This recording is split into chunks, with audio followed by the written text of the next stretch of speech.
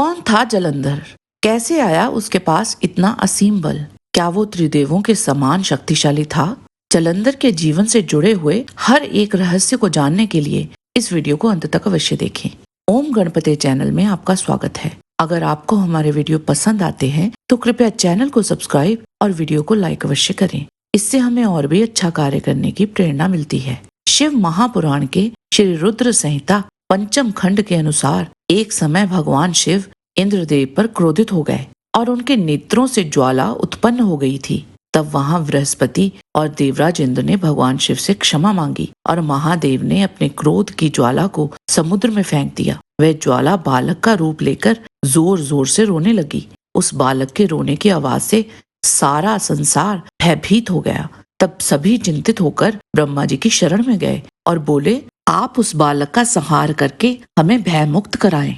देवताओं की इस प्रकार की प्रार्थना सुनकर उस समुद्र पर पहुंचे जहां वह बालक विद्यमान था। समुद्र ने भक्ति पूर्वक उन्हें प्रणाम किया और उस बालक को ब्रह्मा जी को सौंप दिया। तब ब्रह्मा जी ने समुद्र देव से प्रश्न किया कि यह बालक किसका है? समुद्र देव बोले, मैं इस बालक के विषय में और कुछ नहीं जानता। जब ब्रह्मा जी समुद्र से बातें कर रहे थे तब उस समय उस बालक ने ब्रह्मा जी के गले को जोर से दबा दिया, जिसकी पीड़ा स्वरूप उनकी आंखों से आंसू बहने लगे। तब ब्रह्मा जी ने यत्न पूर्वक उस बालक की पकड़ से अपने आप को मुक्त कराया और समुद्र से बोले, तुम्हारे इस जातक पुत्र ने मेरे नेत्रों से जल निकाला है, अतः यह बालक जलंधर के नाम से प्रसिद्ध होगा। उत्पन्न होते ही युवा हो जाने के कारण ये बालक महापराक्रमी, महायोद्धा और रण दुर्मद होगा। यह बालक युद्ध में सदैव विजयी होगा। यह बालक दैत्यों का अधिपति होगा। कोई भी मनुष्य या देवता इसका चाहकर भी कुछ नहीं बिगाड़ पाएंगे। इसका संहार केवल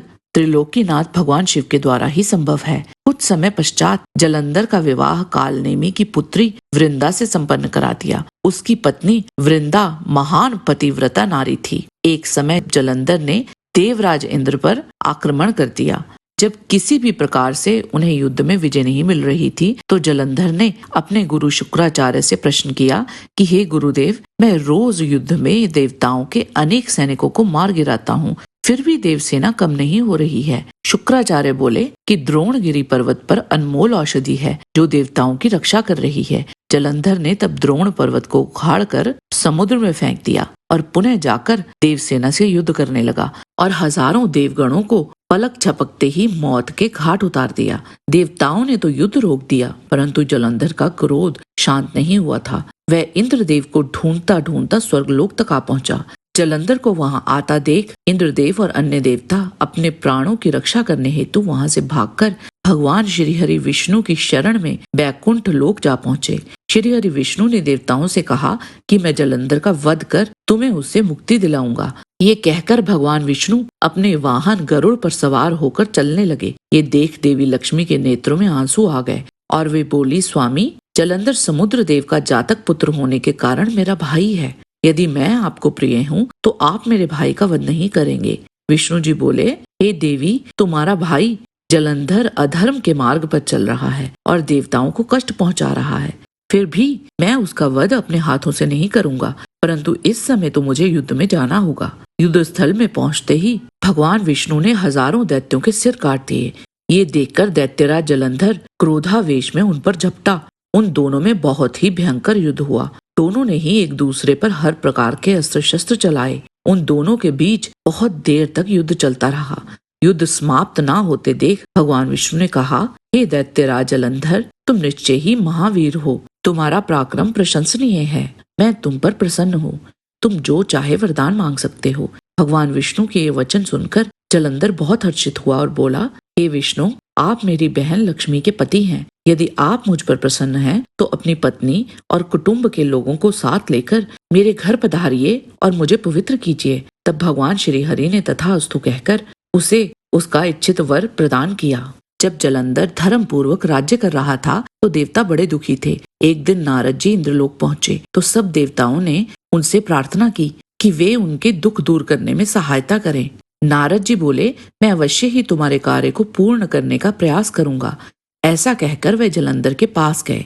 नारद जी बोले, हे दैत्यराज जलंधर, आप धन्य हैं। इस लोक में आप सब सुखों को भोग रहे हैं। हर प्रकार की संपत्ति आपके पास है, परंतु दैत्यराज, आपके पास अभी भी स्त्री रत्न की कमी है। बिना दिव्य स्त्री के पुरुष अधूरा है। जलंधर ने नारद जी के सम्मुख प्रश्न किया कि महर्षि, आपके द्वारा वर्णित ऐसी सुंदर दिव्य स्त्री मुझे कहाँ मिलेगी? देवऋषि नारद ने कहा, हे दैत्येंद्र, ऐसा अनमोल स्त्री रत्न तो त्रिलोकीनाथ भगवान शिव के पास ही है। वह है उनकी परम सुंदरी पत्नी देवी पार्वती। तब जलंधर अपनी विशाल चतुरंगनी दैत्य सेना लेकर भगवान शिव से युद्ध करने के लिए निकल पड़ा। उसी समय देवराज इंद्र भी कैलाश पहुंच गए और उन्होंने जलंधर के बारे में अब तक जो भी घटना हुई थी वह सब भगवान शिव जी को कह सुनाई। भगवान शिव ने सर्वप्रथम भगवान श्रीहरि विष्णु का स्मरण किया। शिव जी ने उनसे पूछा, हे विष्णु, आपने जलंधर का वध क्यों नहीं किया? आप उसके घर में क्यों निवास कर रहे हैं?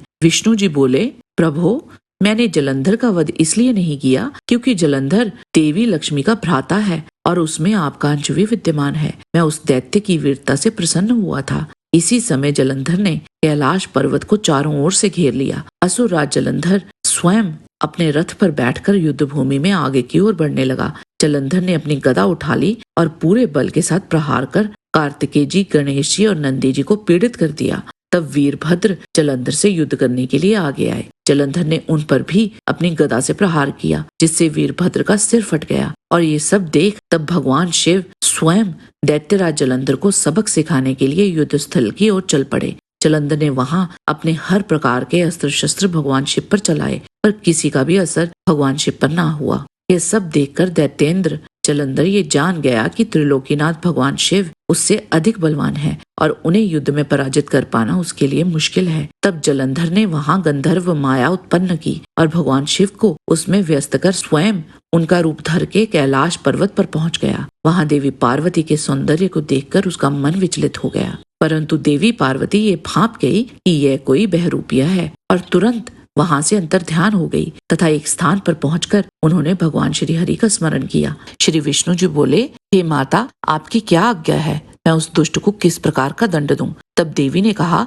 आप जो उचित समझे वही करें। तब श्री विष्णु जलंधर को छलने के लिए उसके नगर की ओर चल दिए। उन्होंने सोचा कि जिस प्रकार जलंधर ने छल से शिव रूप धारण करके देवी पार्वती को छलने की कोशिश की थी, वे भी वहां जाकर उसकी पत्नी वृंदा का पतिव्रत धर्म भंग करेंगे। वे जानते थे कि जलंधर अपनी पत्नी के पतिव्रत धर्म से ही अभी तक बचा हुआ है, इसीलिए उसका पतिव्रत धर्म नष्ट करना जरूरी है। और भगवान विष्णु ने एक माया रची, जिसके झांसे में वृंदा आ गई। जलंधर का रूप धरकर श्री हरि विष्णु ने वृंदा के साथ रमण किया, परंतु फिर वृंदा को ज्ञात हो गया कि उसके साथ विहार करने वाला पुरुष और कोई नहीं, स्वयं श्री हरि विष्णु है। तब वह श्री हरि विष्णु से बोली, तुमने एक पराई स्त्री का उसका पति बनकर उपभोग किया है। मैं तुम्हें श्राप देती हूँ कि माया रचकर जिन राक्षसों से तुमने मुझे डराकर मेरा विश्वास जीता है, वे ही राक्षस तुम्हारी पत्नी का भी हरण करेंगे और तुम उसके वियोग में हर ओर भटकोगे। वृंदा ने अग्नि में प्रवेश कर लिया और उसने अपने प्राणों की आहुति दे दी।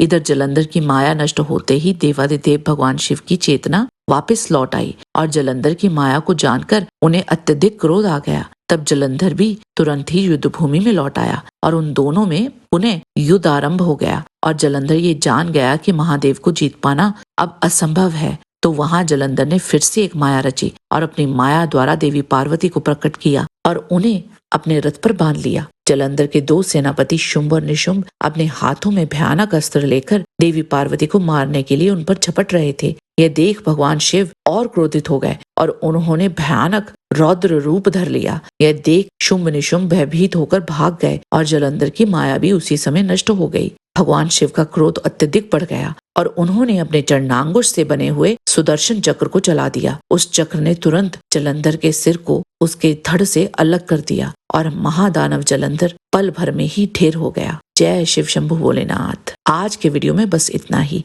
आशा करते हैं कि आपको हमारा ये वीडियो पसंद आया होगा। कृपया इसे लाइक और शेयर अवश्य करें। किसी भी प्रकार की त्रुटि के लिए आप सबसे क्षमा याचना करते हुए आपसे निवेदन है कि प्रेम पूर्वक परम पिता परमात्मा को मन में धारण करें और बोलें, वैदिक सनातन धर्म की सदा ही जय।